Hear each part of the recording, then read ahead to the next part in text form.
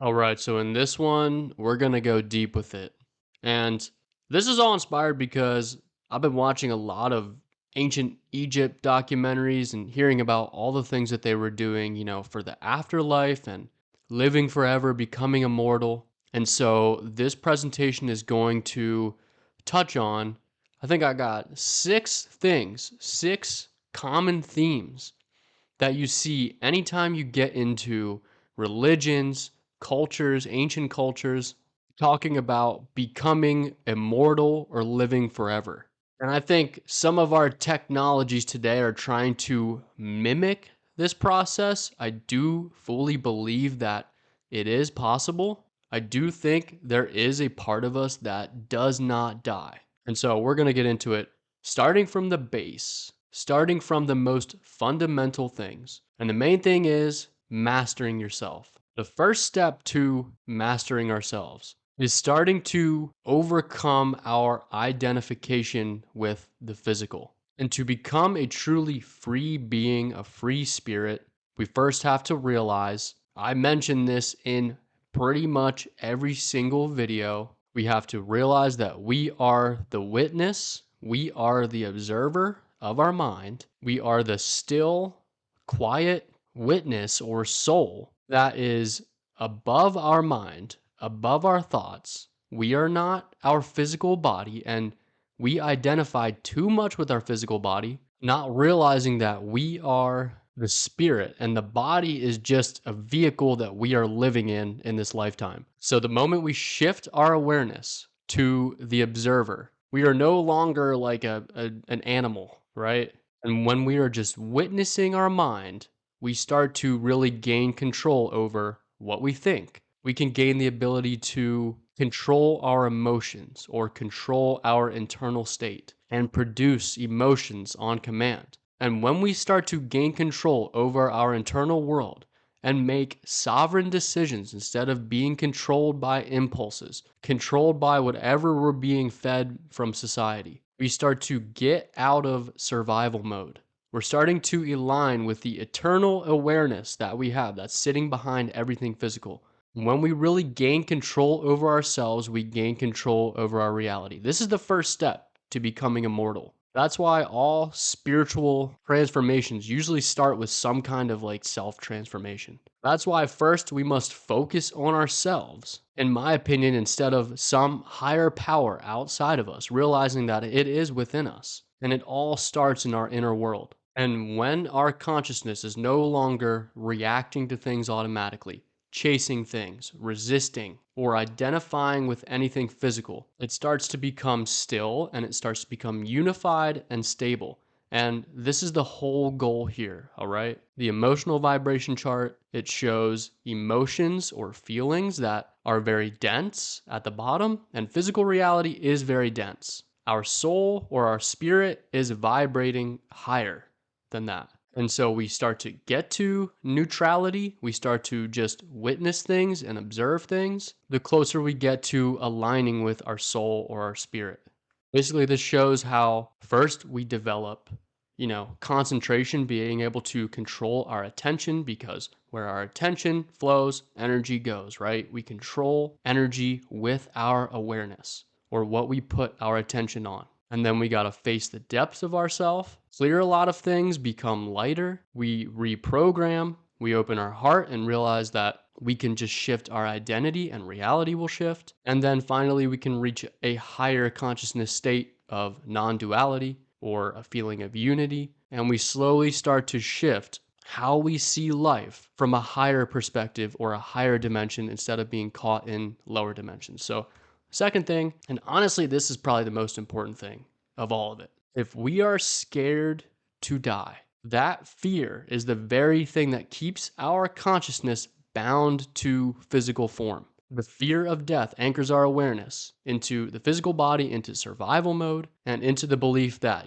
I am this temporary thing. YOLO, you got one life to live, and then we die, and that's it. As long as we are clinging to this identity, as long as we're gripping to the body and the mind as the only thing that we are, then how could we ever transcend it? When we get over the fear of death, we can actually start living fully, and something happens to the vibration that we are sending out. It's like it automatically aligns us with the one part of us that cannot die, pure consciousness. And the next thing, of course, getting into the Eastern traditions, you're going to see a lot about karma or the cycle of reincarnation. Really, it is the cycle of suffering, in my opinion.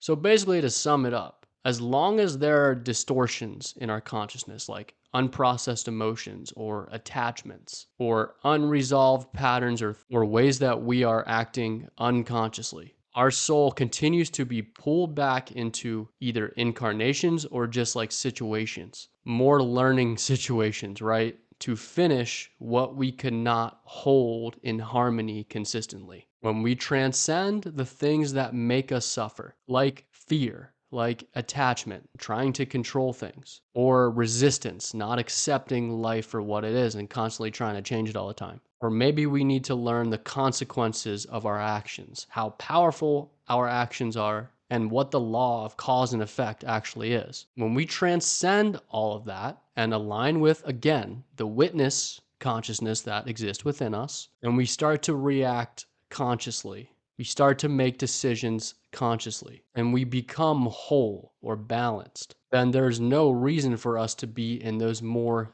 denser forms, those more physical forms. In a state of pure awareness or neutrality, experiences will no longer have such a huge imprint on us or pull us into emotional extremes. So we're not really creating karma. We're not really creating anything in our field that needs to like come back around to us, if that makes sense. But as long as we are fragmented within ourselves and we haven't become whole, we haven't done healing, we're going to remain in the cycle. So again, we're aiming for the energy that we're putting out to be as stable and unbiased or whole and balanced that we're no longer creating unfinished patterns that have to be played out. And the next one, this is talked about in many ancient cultures, is gaining the ability to be fully conscious in your dreams and then also doing that when you die, because they say that when you die, it's essentially like a dream. And where are you going when you dream or when you die? A higher dimension. In physical reality, things happen a lot more slowly. But when you're in a dream, things shift like that. Our thoughts, we have a new thought and the scene shifts. Problem is, when we die, we're probably going to be unconscious and we may be carrying the same patterns that we were playing out throughout our lifetime. And you don't know where you could end up. At first, it would help to practice. We all know what lucid dreaming is. And I've lucid dreamt probably like 3 times. Honestly, I haven't really tried to do it consistently. Some people just lucid dream naturally, but it's waking up in the dream, realize that you're dreaming, and then gaining full control over it. Having the ability for our awareness to remain awake, even when the physical body or the thinking mind is shut off. What we're doing when we lucid dream or when we can actually leave our physical body on command. I know people that are watching this channel know that it's definitely real, but I have had first-hand experience with this, and basically it's best when either you're starting to fall asleep at night, sometimes it just happens to me, or when you wake up in the middle of the night or the early morning and you're falling back asleep. Sometimes I get these weird sensations when I'm falling back asleep and it feels like a rumbling. And they say that when you feel this,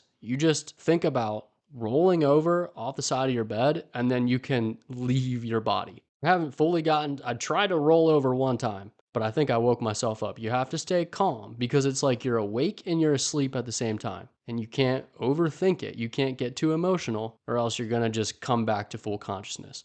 I've gotten almost to the rollover part, but very close, very close. But anyway, the goal is to train awareness so that we don't get swept into the automatic reset. When we die, we can actually transition through it consciously. And really, we just have to completely reframe death. It's this terrible, like, taboo thing. I think we got to change that as a culture, as a society. But the next thing that we see when it comes to becoming immortal is opening the spine or energy column or the chakras, right? The chakras, like I talked about in one of those previous videos that I made, is that the chakras are like a roadmap to higher consciousness, a roadmap to spiritual evolution, basically a roadmap to becoming immortal. Because, like I talked about in that video, when you're trying to open the crown chakra, what do you have to do? You have to let go of all of the earthly attachments that you have. And that's the last step to separating from the physical and becoming pure spirit. But if we have blockages in one or all of these chakras, we're going to stay very dense. Energy is not going to be, we're not going to be like a pure channel of energy. It's not going to be able to flow through us. And we're working on becoming lighter so that then it all culminates to building what is known as the light body. And so again, this is not going to be possible unless we fully realize the witness or observer consciousness within ourselves. We adopt non-dual awareness, we transcend duality and become unified. And we realize the eternal mind state that we have that cannot die because it's not attached to physical form. So our consciousness becomes immortal when our vibration is so clear and stable and unified. And so it's helpful to know that we exist on multiple planes at once, not just the physical plane, not just our physical mind. But at any given time, we have a part of our consciousness in all of these planes. The light body is, again, our soul, the part of us that doesn't exist in physical form, that can get out there and travel dimensions, and it's what we have after we die. You may have heard the term Merkaba, and what the Merkaba represents is really it's two 3D triangles put together, or tetrahedrons. You have one facing up and one facing down, and that represents the balance of the physical and the spiritual. Again, we get into the balancing or transcending through the chakras. We got to root ourselves in physical reality and work our way up through ourselves, and then we get that connection to source or our higher selves. That is what the Merkaba represents. And we do all these things. We first start by mastering ourselves, mastering our mind, realizing that we are the observer, overcoming the fear of death, becoming conscious in dreams, continuing to unattach and free ourselves from suffering. Our vibration, or the energy that we are consistently sending out, will stabilize into a higher form. And this is how, in my opinion, we can become immortal. Can we live forever? Can we become immortal in our physical bodies? I think we can live a lot longer than we do right now. I think our environment, things that we're given, aren't really conducive to us living to our fullest extent. And maybe we can gain the ability to regenerate ourselves. But there is much more to this entire existence than just the physical. And this is how I believe we can become conscious, immortal beings. So I'm curious to hear your thoughts on that. Let me know what you think. If you haven't subscribed yet, please do to support the channel. And that's all I got. We'll see ya.